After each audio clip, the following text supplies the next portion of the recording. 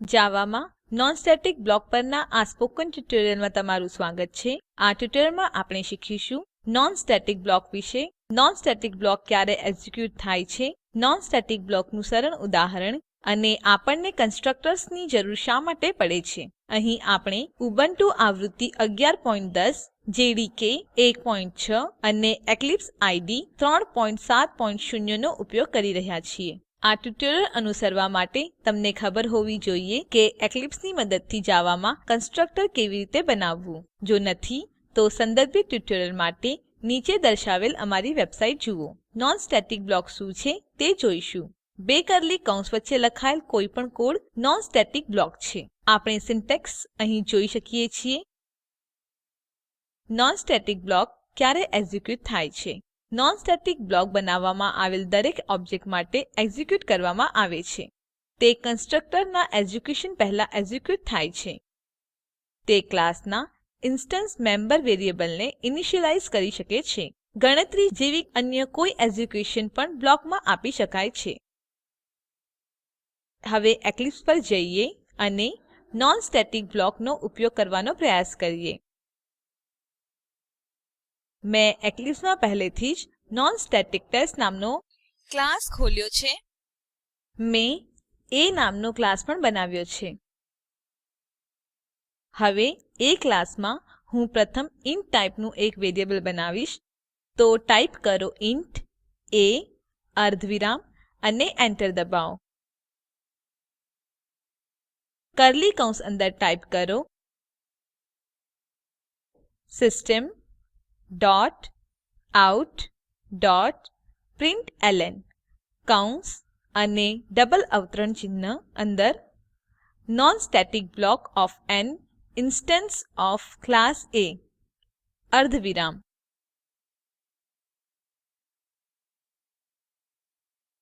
પછી ટાઇપ કરો system dot out dot println કૌંસ અને ડબલ અવતરણ ચિહ્ન અંદર the value of a is plus a અર્ધવિરામ. હવે આપણે કન્સ્ટ્રક્ટર જાહેર કરીશું. તો ટાઇપ કરો પબ્લિક a ખુલેલ અને બંધ કૌંસ કર્લી કૌંસ ખોલો અને એન્ટર દબાવો. પછી ટાઇપ કરો system dot out dot println કૌંસ અને ડબલ અવતરણ ચિહ્ન અંદર કન્સ્ટ્રક્ટિંગ ઓબ્જેક્ટ ઓફ ટાઇપ એ અર્ધવિરામ.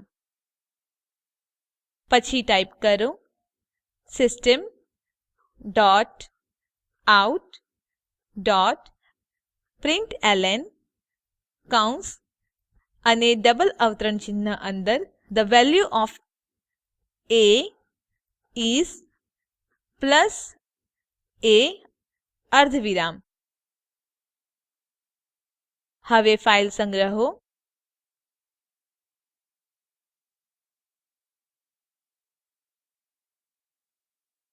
એક્લિપ્સમાં નોન સ્ટેટિક ટેસ્ટ ક્લાસ અંદર ચાલો ક્લાસ એ નો ઓબ્જેક્ટ બનાવીએ. તો ટાઇપ કરો a space a1 equal to new space a ખુલેલ અને બંધ કૌંસ અર્ધવિરામ. આગામી લાઈનમાં આપણે ક્લાસ એ માટે વધુ એક ઓબ્જેક્ટ બનાવીશું. તો ટાઇપ કરો a space a2 equal to new space a ખુલેલ અને બંધ કૌંસ અર્ધવિરામ. હવે ફાઇલ સંગ્રહ અને રન કરો. તો Ctrl અને એસ અને Ctrl અને F11 કીઝ દબાવો. આપણને આઉટપુટ આ પ્રમાણે મળે છે. આપણે જોઈ શકીએ છીએ જ્યારે પ્રથમ ઓબ્જેક્ટ બનાવવામાં આવે છે ત્યારે નોન સ્ટેટિક બ્લોક એક્ઝિક્યુટ થાય છે. ક્લાસ એ ના ઇન્સ્ટેન્સના નોન સ્ટેટિક બ્લોક અને ઇન્સ્ટેન્સ વેરિયેબલ એ 0 થી ઇનિશિયલાઇઝ થાય છે. માત્ર તે પછી કન્સ્ટ્રક્ટર એક્ઝિક્યુટ થશે એ ટાઇપ સાથે ઓબ્જેક્ટ બનાવવામાં આવે છે. અને અહીં ઇન્સ્ટન્સ વેરિયેબલ ફરીથી 0 થી ઇનિશિયલાઇઝ થાય છે. પછી ફરીથી જ્યારે બીજો ઓબ્જેક્ટ બને છે ત્યારે નોન સ્ટેટિક બ્લોક એક્ઝીક્યુટ થાય છે. આ પ્રક્રિયા પુનરાવર્તન થાય છે. એક ક્લાસમાં બહુવિધ નોન સ્ટેટિક બ્લોક્સ હોઈ શકે છે. આ કિસ્સામાં તેઓ ક્લાસમાં દેખાય છે. તે ક્રમમાં એક્ઝીક્યુટ થાય છે. આપણે તે હવે પ્રયાસ કરી શકીએ છીએ. ક્લાસ A માં પ્રથમ બ્લોક પછી એક વધુ બ્લોક ઉમેરો.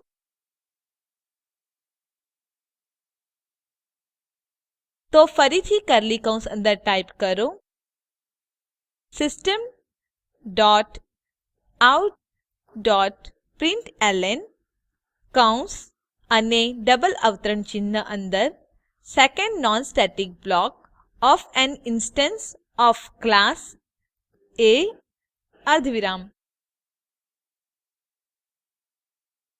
system dot out dot println કૌંસ અને ડબલ અવતરણ ચિહ્ન અંદર the value of A is plus A અર્ધવિરામ.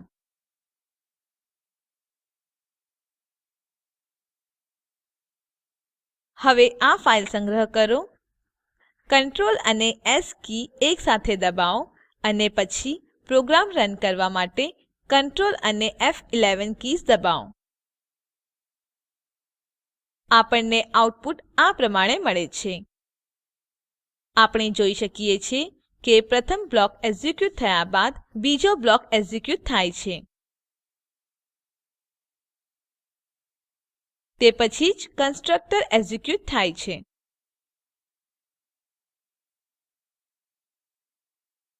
હવે તમને લાગશે કે કન્સ્ટ્રક્ટર્સની જરૂર શા માટે છે? જવાબ છે કે ડિફોલ્ટ કન્સ્ટ્રક્ટરની આપણને જરૂર નથી. પરંતુ નોન સ્ટેટિક બ્લોક પેરામીટરાઇઝ્ડ ન હોઈ શકે. બહારથી વેલ્યુ લેતા ઓબ્જેક્ટો ન હોઈ શકે. તેથી નોન સ્ટેટિક બ્લોક એ કન્સ્ટ્રક્ટર માટે અવેજી નથી. સારાંશ માટે આ ટ્યુટોરીયલમાં આપણે શીખ્યા નોન સ્ટેટિક બ્લોક વિશે અને તેને કેવી રીતે વાપરવું. સ્વયં આકારણી માટે બી નામનો એક ક્લાસ બનાવો. ટ્યુટોરીયલમાં બતાવ્યા પ્રમાણે નોન સ્ટેટિક બ્લોક અને કન્સ્ટ્રક્ટર બનાવો. પહેલેથી બનેલ ક્લાસ નોનસ્ટેટિકટેસ્ટ અંદર ક્લાસ બી નો ઓબ્જેક્ટ બનાવો. આઉટપુટ જુઓ. સ્પોકન ટ્યુટોરિયલ પ્રોજેક્ટ વિશે વધુ જાણકારી માટે નીચે આપેલ લિંક ઉપર ઉપલબ્ધ વિડીયો જુઓ. તે સ્પોકન ટ્યુટોરિયલ પ્રોજેક્ટ માટે સારાંશ આપે છે. જો તમારી પાસે સારી બેન્ડવિડ્થ ન હોય તો તમે તે ડાઉનલોડ કરી જોઈ શકો છો. Spoken tutorial project team spoken ટ્યુટોરિયલની મદદથી વર્કશોપ આયોજિત કરે છે. જેઓ ઓનલાઈન પરીક્ષા પાસ કરે છે તેમને પ્રમાણપત્ર આપે છે. વધુ વિગતો માટે contact@spoken-tutorial.org ઉપર સંપર્ક કરો. Spoken tutorial project A talk to a teacher પ્રોજેક્ટનો એક ભાગ છે જે આઇસીટી એમએચઆરડી ભારત સરકાર દ્વારા શિક્ષણ પર નેશનલ મિશન દ્વારા આધારભૂત છે. આ મિશન વિશે વધુ માહિતી આપેલ લિંક ઉપર ઉપલબ્ધ છે. spoken-tutorial.org/nmeict-intro અહીં આ ટ્યુટોરીયલ સમાપ્ત થાય છે. આઈઆઈટી બોમ્બે તરફથી ભાષાંતર કરનાર કૃપાલી પરમાર અને રેકોર્ડિંગ કરનાર હું જ્યોતિ સોલંકી વિદાય લઉં છું. જોડાવા બદ્દલ આભાર.